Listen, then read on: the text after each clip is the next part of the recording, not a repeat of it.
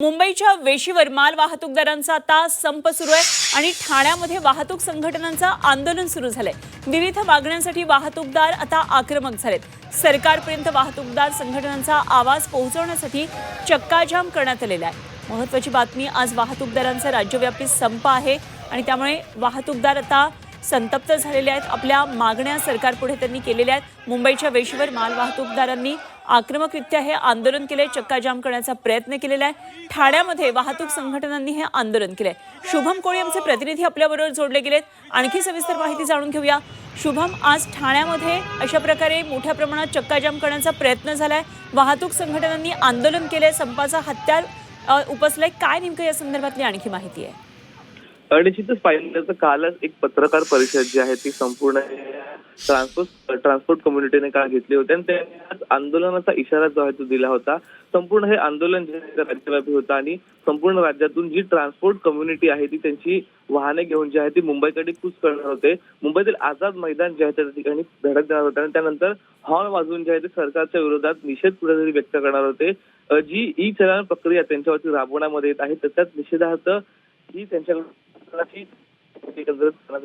ज्यावेळेस ही सर्व आंदोलन करते जे आहे ते ठिकठिकाणाहून ठाण्याच्या वेशीवरून मुंबईकडे जात असताना निघाले होते। त्या दरम्यान त्यांनी जे आहे ते अचानकपणे ठाणे जो मुंबई एक महत्वपूर्ण मार्ग आहे त्या ठिकाणी थेट रस्त्यावरती जे आहे ती काळ्या झेंडे दाखवत काही काळ जो आहे तो एक्सप्रेस वे अडवला होता आणि त्यानंतरच आपण पाहिलं तर सरकारच्या विरोधात तुरंत व्यक्त केलेला आहे। जी ई चलन प्रक्रिया त्यांच्यावरती बळजबरीने राबवण्यात येत आहे, त्याचबरोबर एक्सप्रेस वे वरती जे काही स्पीडोमीटर दरम्यान त्यांच्यावरती कारवाई केली जाते आहे त्याच्याच संदर्भात वारंवार त्यांनी परिवहन मंत्री असेल किंवा संबंधित जे मंत्री आहेत त्यांच्यासोबत बैठका देखील केल्या होत्या, परंतु तरी देखील तोडगा जो आहे तो निघाला नसल्याने त्यांनी आता थेट आंदोलनाची तयारी जी आहे ती एकत्रित केली आहे। त्याचमुळे आता आज आझाद मैदानावरती हे सर्व वाहन चालक पोहोचून मंत्रालयासमोर देखील निषेध अशाच प्रकारचा व्यक्त करणार आहेत। त्यामुळे या आंदोलनाचा आता फटका नेमका कितपत बसतो याकडे लक्ष लागलेलं आहे, कारण युद्ध सध्या सुरू आहे आणि त्यामध्ये ऑइल टँकर असतील किंवा त्याचा तुटवडा, ऑइलचा देखील तुटवडा पडलेला आहे। त्यामुळे या आंदोलनामध्ये जे आहेत जे टँकर असतील ते देखील सहभागी झालेले आहेत। त्यामुळे मोठा फटका जो आहे तो ह्या संपूर्ण MMR रिजन असेल किंवा संपूर्ण महाराष्ट्रातील ठिकठिकाणी जो आहे तो पाहायला याचा मिळणार आहे। कारण दुसरीकडे पण पाहिलं तर विद्यार्थ्यांच्या परीक्षा देखील सुरू आहेत, 10वी असतील किंवा इतर क्षेत्रातल्या, त्याचमुळे आता बसेस संघटना देखील यांना पाठिंबा दिल्यामुळे विद्यार्थ्यांना देखील याचा मोठा फटका जो आहे तो कदाचित बसू शकतो। खरं, त्यामुळे आता सरकार कशा पद्धतीने लक्ष देत आहे या आक्रमक मोर्चाकडे बघणं महत्त्वाचं ठरणार आहे। शुभम, धन्यवाद दिलेल्या या सगळ्या सविस्तर माहितीसाठी आणि निश्चित या संदर्भातल्या अपडेट्स आपल्याकडून वेळोवेळी जाणून घेत राहू। तर वाहतूकदारांनी त्यांचा संप मागे घ्यावा, परिवहन मंत्री प्रताप सरनाईक यांनी हे आवाहन केलेलं आहे। सरकारतर्फे आता ही पहिली प्रतिक्रिया आली आहे आणि प्रताप सरनाईक परिवहन मंत्री आहेत, त्यांनी वाहतूकदारांना हे आवाहन केलेलं आहे। आजचा हा राज्यव्यापी संप मागे घ्यावा अशा प्रकारे त्यांनी वाहतूकदारांना आवाहन केलेलं आहे।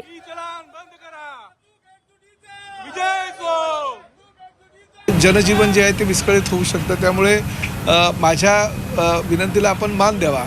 त्यामुळे मी आज असा निर्णय घेतलेला आहे की काल माननीय मुख्यमंत्र्यांशी चर्चा झाली, चर्चेअंती जी समिती आम्ही नेमली होती त्या समितीचा अहवाल जो प्राप्त झाला आहे त्यावर पोलीस खातं आणि वाहतूक खातं म्हणजे RTO डिपार्टमेंट यांचे समन्वय साधून अधिकाऱ्यांसह माननीय मुख्यमंत्र्यांनी परिवहन मंत्र्यांबरोबर एक बैठक घ्यावी आणि त्या बैठकीमध्ये योग्य तो निर्णय घ्यावा अशी विनंती केली आणि माननीय मुख्यमंत्र्यांनी ती विनंती मान्य केलेली आहे। त्यामुळे अधिवेशन संपल्यानंतर ताबडतोब त्या संदर्भात एक बैठक घेऊन वाहतूकदारांमध्ये आणि शासनामध्ये समन्वय साधण्याची भूमिका माझी राहील अशा प्रकारचं पत्र मी आत्ताच वाहतूकदार संघटनेच्या प्रतिनिधींना देतो आहे, जेणेकरून त्यांना आताही माझं आव्हान राहील की आपण जो पुकारलेला संप तो मागे घ्यावा।